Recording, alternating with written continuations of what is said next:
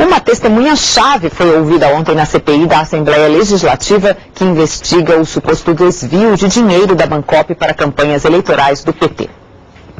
A testemunha mais importante ouvida até agora chegou escoltada e com o rosto coberto. Ele é Hélio Malheiro, irmão do ex-presidente da Bancop, Luiz Eduardo Malheiro, morto num acidente de carro em 2004.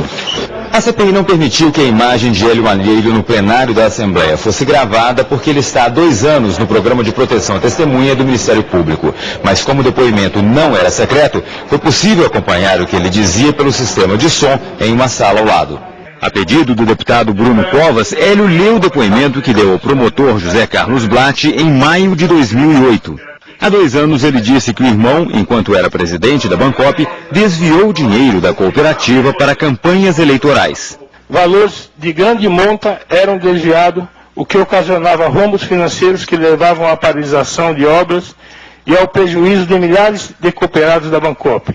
Hélio Malheiro colocou o sigilo bancário à disposição da CPI. Fez isso ao repetir para os deputados que a conta dele foi usada pelo menos 3 vezes para receber depósitos de dinheiro, que depois teria sido entregue ao PT. O que ele sempre dizia é que era para a campanha do PT, agora para quem ia, eu não sei. O deputado Vanderlei Sirac, do PT, contesta o depoimento. Ele não apresentou nenhuma prova dizendo se alguém recebeu ou não recebeu esse recurso. E aqui nós trabalhamos com prova, para saber se existe ou não existe irregularidades. O presidente da CPI, deputado Samuel Moreira, do PSDB, considerou as informações importantes. Agora nós vamos, através do sigilo bancário das suas contas, comprovar essas afirmações ou não.